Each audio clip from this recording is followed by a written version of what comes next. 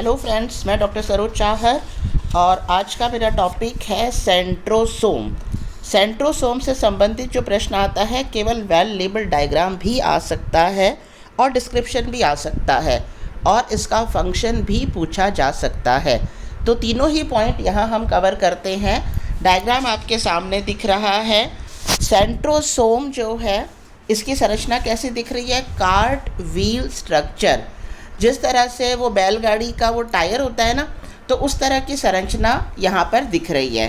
ठीक है, अब हम लेते हैं कि ये किस में पाए जाते हैं, किसने इसको खोजा, किसने इसको नाम दिया, संख्या में कितने होते हैं। तो सेंट्रोसोम जो है इसकी डिस्कवरी किसने की थी? बेंडन ने। बेंडन डिस्कवर्ड सेंट्रोसोम और नाम दिया गया था बोवेरी के द्वारा। बोवेरी ने 1888 में इसको नाम दिया सेंट्रोसोम। यह कहाँ पाया जाता है? केंद्रक के समीप पाया जाता है। जैसे एनिमल सेल में पाया जाता है, प्लांट सेल में केवल लोअर प्लांट्स में पाया जाएगा, जैसे ब्रायोफाइट्स में, एल्गी, फंजाई, ब्रायोफाइट्स में। हायर जो प्लांट्स होते हैं उनमें ये नहीं पाया जाता है। एनिमल सेल में पाया जाता है। और लोकेशन कहाँ होती है इसकी?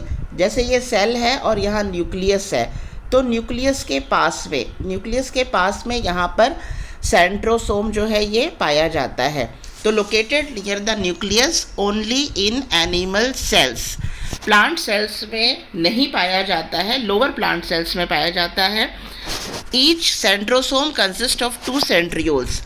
प्रत्येक सेंट्रोसोम में 2 सेंट्रियोल होते हैं और दोनों किस तरह से व्यवस्थित होते हैं? एक दूसरे के समकोण पर व्यवस्थित होते हैं। ये यहाँ जो डायग्राम दे रखा है, ये एक सेंट्रोसोम है, इसमें 2 सेंट्रियोल हैं। एक ये सेंट्रियोल हो गया और एक ये सेंट्रियोल हो गया। दोनों सेंट्रियोल क्या है? एक दूसरे के समकोण बनाते हुए व्यवस्थित है। क्योंकि 2 सेंट्रियोल से एक सेंट्रोसोम बनता है, इसीलिए इनको डिप्लोसोम भी कह सकते हैं। क्या कह सकते हैं? डिप्लोसोम भी कहते हैं। दोनों जो सेंट्रियोल हैं इनके बाहर डेंस साइटोप्लाज्म, यानी साइटोप्लाज्म जो है ज़्यादा संघनित रूप से पाया जाता है और इस तरह से ये जो पूरी संरचना बनती है, 2 सेंट्रियोल और उसके बाहर जो डेंस साइटोप्लाज्म है, तो इस तरह की जो पूरी संरचना बनती है, इस पूरी संरचना को हम कहते हैं ये पूरा हो गया सेंट्रोसोम। और ये जो डेंस साइटोप्लाज्म है इसको क्या कहेंगे? सेंट्रोस्फीयर। स्फीयर मतलब क्या है? स्फेरिकल, जो सेंट्रियोल्स को घेर रहा है। ठीक है, cytoplasm, dense cytoplasm that surround centrioles, तो इसको कहेंगे सेंट्रोस्फीयर। अब हम लेते हैं प्रत्येक जो सेंट्रियोल है वो 9 फाइब्रिल्स से मिलकर के बनता है, या हम कह सकते हैं 9 माइक्रोट्यूब्यूल्स से बनकर के मिलता है। और ये जो 9 माइक्रोट्यूब्यूल्स हैं, ये अगेन किससे बनी होती हैं? 3 सब ट्यूब्यूल्स से मिलकर के बनी होती हैं। अगर हम इसको माइक्रोट्यूब्यूल कह रहे हैं तो 9 माइक्रोट्यूब्यूल और नॉन माइक्रोट्यूब्यूल किससे बनी है? प्रत्येक किससे बनी है? 3 सब ट्यूब्यूल से। अगर हम कहते हैं 9 फाइब्रिल, तो प्रत्येक फाइब्रिल किससे बना है? 3 सब फाइब्रिल से बना होता है। तो इसकी माइक्रोट्यूब्यूल की संरचना कैसी होती है? ट्रिपलेट, क्योंकि each microtubule is made up of 3 सब ट्यूब्यूल्स। तो क्या है इसका नेचर? ट्रिपलेट नेचर पाया जाता है। और ये माइक्रोट्यूब्यूल्स किस तरह से व्यवस्थित होती हैं? एक स्फीयर में पेरिफेरी की तरफ व्यवस्थित होते हैं। प्रत्येक जो सब ट्यूब्यूल है, जैसे ये ABC सब ट्यूब्यूल है, प्रत्येक सब ट्यूब्यूल A है जैसे, तो प्रत्येक सब ट्यूब्यूल 13 ग्लोब्यूलर सब यूनिट से मिलकर के बना होता है। किससे बना होता है? 13 ग्लोब्यूलर सब यूनिट से मिलकर के बना होता है। सेंट्रोसोम जो है इसके अंदर, या हम कहें सेंट्रियोल में, अपना DNA, RNA और प्रोटीन होता है। इसका मतलब यह अपने आप रिप्लिकेट करने की क्षमता रखता है। अब यहाँ पर हम डायग्राम में लेते हैं, जो बताया था कि इसकी संरचना कैसी लगती है? Cart wheel structure. ये एक सेंट्रियोल का डायग्राम है। ये किसका डायग्राम है? एक सेंट्रियोल का डायग्राम है। प्रत्येक सेंट्रियोल में जो है क्या बताया था? 9 माइक्रोट्यूब्यूल्स होते हैं। तो 1 2 3 4 5 6 7 8 9 माइक्रोट्यूब्यूल हैं। प्रत्येक माइक्रोट्यूब्यूल किससे बना है? 3 ट्रिपलेट संरचना है, 3 सब यूनिट से बना है। तो ये 1 2 3 क्या है? सब यूनिट है। ठीक है, ए सब यूनिट अंदर की तरफ है, बी सब यूनिट बीच का और सी सब यूनिट बाहर की तरफ है। प्रत्येक सब ट्यूब्यूल जो है ये भी किससे बना है, 13 ग्लोब्यूलर जो है सब यूनिट से मिलकर के बना है। ठीक है, तो इस तरह से हमें ये डिस्क्राइब करना है। अब हम लेते हैं ये ट्यूब्यूल्स, माइक्रो ट्यूब्यूल्स जो है ये परिधि की तरफ व्यवस्थित होती हैं। प्रत्येक माइक्रो ट्यूब्यूल आपस में किस तरह से कनेक्टेड होती हैं।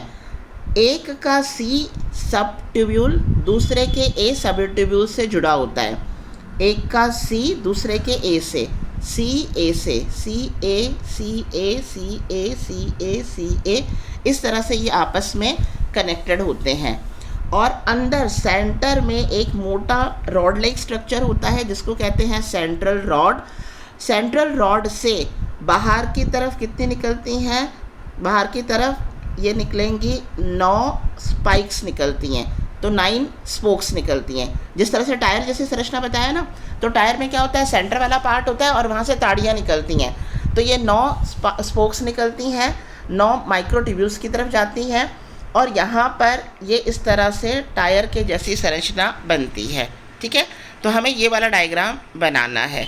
कार्ट व्हील स्ट्रक्चर, तो सेंटर में रॉड है जिसको हब कहते हैं। इस सेंटर रॉड से 9 ताड़ी के जैसी संरचना निकलती हैं, स्पोक्स, जो परिधि की तरफ जा रही हैं।